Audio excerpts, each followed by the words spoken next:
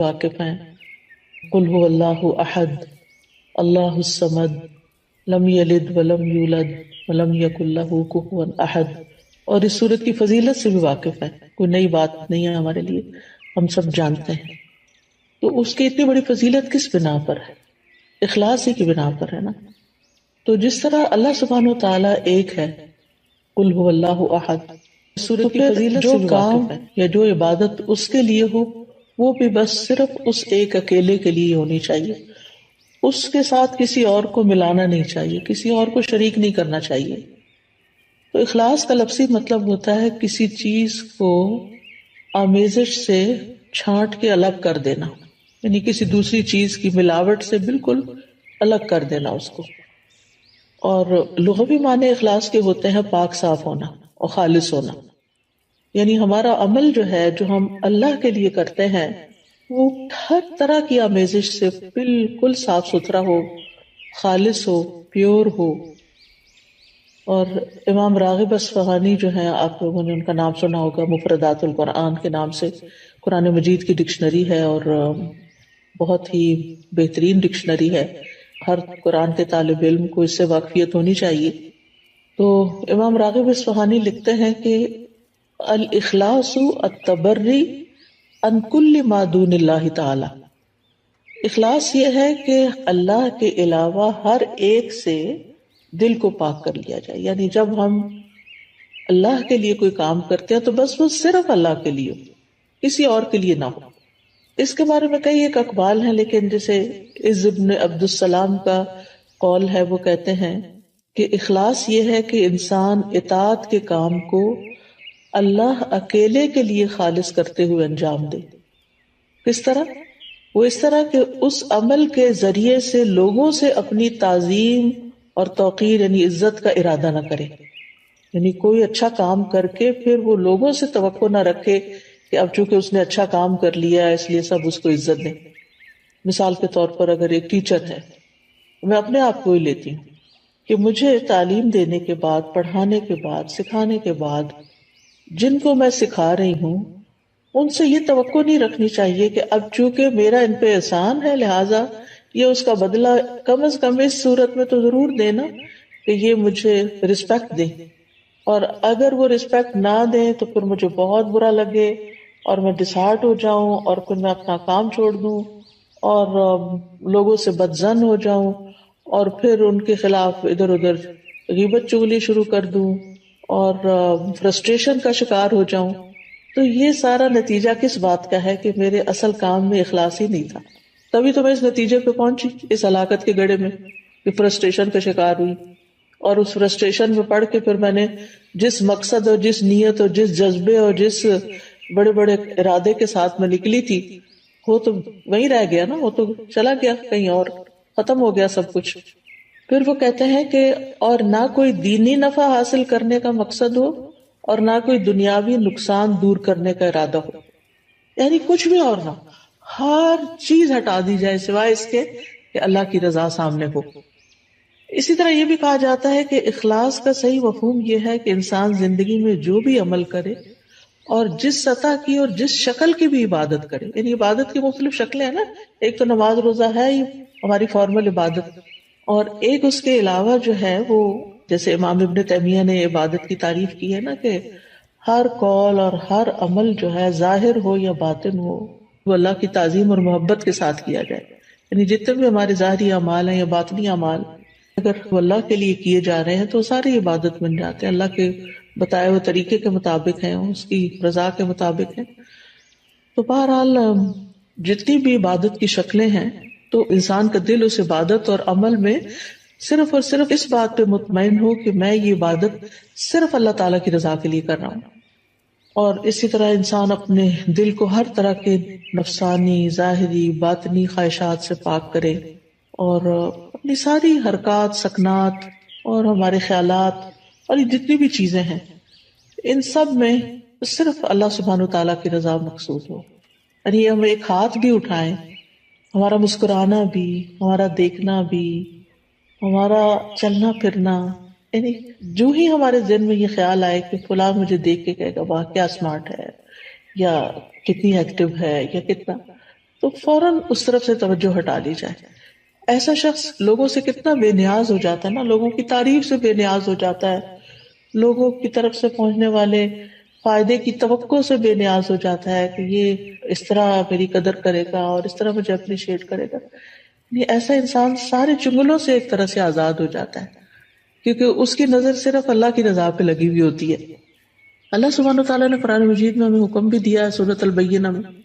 وما امروا الا ليعبدوا الله مخلصين له الدين حنفاء ويقيموا الصلاة ويؤتوا الزكاة وذلك دين القیمہ، اور انہیں اس کے سوا حکم نہیں دیا گیا کہ وہ اللہ کی عبادت کرے اس حال میں کہ اس کے لیے دین کو خالص کرنے والے ایک طرف ہونے والے ہوں، اور نماز قائم کریں اور زکوٰۃ دیں، اور یہی درست دین ہے. وذلك دین القیمہ. اسی طرح اللہ سبحانہ وتعالیٰ صرف اس عمل کو قبول کرتے ہیں جو صرف اس کے لیے ہوتا ہے. نبی صلی اللہ علیہ وسلم فرماتے ہیں کہ اللہ تعالیٰ فرماتا ہے میں بہترین شریک ہوں، پس جس نے کسی کو میرے ساتھ شریک کیا تو وہ عمل اسی شریک کے لیے ہے. یعنی کسی اور کو اگر آپ اس میں شامل کر لیں گے تو وہ عمل اس کا ہو جائے گا، اللہ تعالیٰ کے لیے نہیں ہوگا. اے لوگوں اپنے اعمال کو اللہ کے لیے خالص کرو، کیونکہ اللہ عز و جل اسی عمل کو قبول کرتا ہے جو خالص اسی کے لیے کیا جائے. اب سوال یہ پیدا ہوتا ہے کہ پھر اخلاص کے نتائج کیا ہوں گے، فوائد کیا ہوں گے، ثمرات کیا ہوں گے؟ پہلی بات تو یہ ہے کہ انسان کے اعمال قبول ہوں گے. ہم جو تھک رہے ہیں، محنت کر رہے ہیں، دن رات بھاگ دوڑ میں لگے ہوئے ہیں، ہماری زندگی کا ایک ایک لمحہ جو استعمال ہو رہا ہے، یہ سارا میزان میں ہماری حسنات میں شامل ہو جائے گا. یعنی یہ سب سے بڑا فائدہ ہے، یعنی قبولیت ہو جائے گی. کیونکہ حدیث میں آتا ہے کہ اللہ تعالیٰ صرف اس عمل کو قبول فرماتا ہے جو خالص اس کے لیے کیا جائے اور صرف اس کی رضامندی مقصود ہو. یہ سنن النسائی کی روایت ہے ابو امامہ الباہلی رضی اللہ عنہ سے. دوسرا بڑا فائدہ یہ ہوتا ہے اخلاص کا کہ انسان کو اللہ تعالیٰ کی مدد حاصل ہوتی ہے، اللہ سبحانہ تعالیٰ کی مدد حاصل ہوتی ہے، اور انسان کو ایک مضبوطی حاصل ہوتی ہے، اپنے کام میں جماؤ حاصل ہوتا ہے، ثابت قدمی آتی ہے. یعنی انسان پھر اس کام کو چھوڑتا نہیں. جیسے شروع میں نے کہا نا کہ انسان فرسٹریشن کا شکار نہیں ہوتا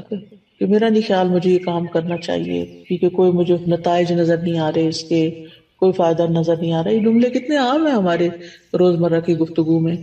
حتیٰ کہ لوگ یہاں تک کہہ دیتے ہیں ابھی تک میں نے اتنا قرآن پڑھا، دین پڑھا ہے، میرے عمل میں کوئی تبدیلی نہیں آئی تو میرا نہیں خیال کہ مجھے یہ کنٹینیو کرنا چاہیے. بعض اسٹوڈینٹس کہتے ہیں ہمیں یہ کورس کنٹینیو نہیں کرنا چاہیے کیونکہ ہم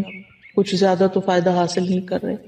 بھائی ایک ایفرٹ تو لگا رہے ہیں، ایک نیک کام میں ایفرٹ لگا رہے ہیں، اس کا فائدہ آپ کو دنیا میں ہی چاہیے اور لوگوں کو دکھانے کے لیے چاہیے کہ آپ بہت اچھے ہو چکے ہیں. اللہ کے ہاں اگر وہ قبول ہو رہا ہے اور جمع ہو رہا ہے تو وہی سب سے بڑا فائدہ ہے کہ آپ کا وقت فضول کاموں کی بجائے ایک اچھے کام میں استعمال ہو رہا ہے. تو اس طرح یہ ہے کہ انسان کے اندر ایک مضبوطی آتی ہے اور وہ نیک کاموں کو چھوڑتا نہیں ہے. اور جیسے پہلے بھی بات ہوئی کہ قبولیت آتی ہے اور اللہ سبحانہ وتعالیٰ انما یتقبل اللہ من المتقین، تو جب قبول ہوتا ہے عمل تو پھر مدد بھی آتی ہے اللہ سبحانہ وتعالیٰ کی. اچھا، تیسرا فائدہ کیا ہے؟ تیسرا فائدہ یہ ہے کہ انسان کا دل جو ہوتا ہے وہ بہت سی بیماریوں سے پاک ہو جاتا ہے، دل کے امراض کا علاج ہو جاتا ہے. یہ بالکل ایسے ہی ہے نا جیسے اگر کسی میلے برتن میں آپ صاف پانی ڈالنا شروع کر دیں تو وہ ڈالتے ڈالتے جو اس کا میل کچیل ساری دھل دلا کے بالکل صاف پانی اس میں جا کے ٹھہر جائے گا. تو اسی طرح جب ہمارے اندر اخلاص آتا ہے، بار بار ہم اللہ سبحانہ وتعالیٰ کے لیے اپنی نیت کو خالص کرتے ہیں تو وہ نیک کام جاری رکھتے ہیں، اور جتنا وہ جاری ہوتا ہے تو وہ جاری پانی کی طرح ہوتا ہے جو ہمارے دل کے اندر پھر جتنی بھی میل کچیل ہے اس کو باہر نکال دیتا ہے. تو دل کی بیماریاں، سب سے بڑی بیماری تو نفاق کی ہے، اور نفاق اپوزٹ ہے اخلاص کا. پھر اسی طرح نفاق کی جو علامتیں ہیں اور دیگر جو برائیاں ہیں جیسے حسد ہے، کینہ ہے، بغض ہے، خیانت ہے، یہ ساری چیزیں. پھر اسی طرح یہ ہے کہ حدیث میں آتا ہے 3 چیزیں ایسی ہیں جن کی وجہ سے ایک مسلمان کا دل دھوکہ نہیں کھا سکتا، یعنی حسد یا کینہ نہیں رکھتا. ایک ہے کہ اللہ کے لیے خالص عمل کرنا، دوسرا ہے مسلمانوں کے ائمہ کے ساتھ خیر خواہی کرنا، یعنی اپنے لیڈرز کے ساتھ خیر خواہی کرنا، اور تیسرا مسلمانوں کی جماعت سے جڑ کے رہنا۔ بے شک دعا مانگنا ان کی حفاظت کرتا ہے، یعنی مسلمانوں کی دعا جو ہوتی ہے وہ ایک دوسرے کے لیے فائدہ مند ہوتی ہے۔ وَلُزُومُ جَمَاعَتِهِمْ فَإِنَّ الدَّعْوَةَ تُحِيطُ مِن وَرَائِهِمْ۔ میں دیکھتی ہوں واٹس ایپ کے گروپ میں، جس گروپ میں میں ہوں، کہ کوئی ایک بیمار ہوتا ہے تو سارے کنسرنڈ ہو جاتے ہیں اور ہر ایک دعائیں کرنے لگتا ہے، اور حقیقت ہے کہ ایسے دل پکڑا جاتا ہے۔ جب میں واٹس ایپ کھولتی ہوں، میں سینئر سٹاف کا جو گروپ ہے اس کا وہ نمبر دیکھتی ہوں کہ کافی میسیجز ہیں، تو میں سوچتی ہوں اللہ خیر کرے، لگتا ہے یا کوئی بیمار ہے یا کوئی فوت ہو گیا ہے یا کوئی، تو یہ اسی صورت میں سب کی دعائیں ملتی ہیں نا جب جڑے ہوئے ہیں، اور اگر جڑے ہوئے ہی نہیں ہیں، آپ اکیلے ہی زندگی بسر کر رہے ہیں تو بس پھر اکیلے ہی ہیں بہرحال۔ پھر اسی طرح اخلاص کا چوتھا فائدہ یہ ہے کہ جو دنیاوی عمل بھی جو ہوتے ہیں نا، دنیاوی کام جیسے کھانا پینا ہے، بچے پیدا کرنا ہے، شوہر بیوی کا تعلق ہے، خرید و فروخت ہے، یہ سارے کام بھی اخلاص کی وجہ سے نیک اعمال میں شامل ہو جاتے ہیں۔ جیسے صحابہ نے نبی صلی اللہ علیہ وسلم سے پوچھا تھا کہ اللہ کے رسول، ہم میں سے اگر کوئی اپنی خواہش پوری کرتا ہے تو کیا اسے اس میں بھی اجر ملتا ہے؟ تو آپ نے فرمایا بتاؤ، اگر وہ خواہش حرام جگہ پوری کرتا ہے تو کیا اس پر گناہ ہوتا؟ تو اسی طرح جب وہ اسے حلال جگہ پوری کرتا ہے تو اس کے لیے اجر ہی اجر ہے۔ تو اس میں آپ دیکھیں کہ مثلاً آپ والدین کی خدمت کر رہے ہیں، اپنے روزمرہ کے کاموں میں آپ دیکھیں کہ کچھ کام تو آپ خالص دینی کام کر رہے ہوتے ہیں، لیکن بہت سے کام دن بھر میں دنیاوی کام بھی ہمارے روٹین میں شامل ہو جاتے ہیں، جیسے کھانا پکانا ہے، کھانا سرو کرنا ہے، برتن سمیٹنا ہے، بچوں کے پیچھے پڑ کے ان کو کھلانا ہے، بزرگ ہیں تو ان کے چڑچڑے پن کے باوجود ان کے ساتھ خیر خائی کا معاملہ کرتے ہوئے ان کی ضروریات کا خیال رکھنا ہے، یہ سارے کام بندے کو تھکا دینے والے ہوتے ہیں، اور اینڈ آف دا ڈے پھر یا آوازیں بلند ہونے لگتی ہیں انسان کی، یا پھر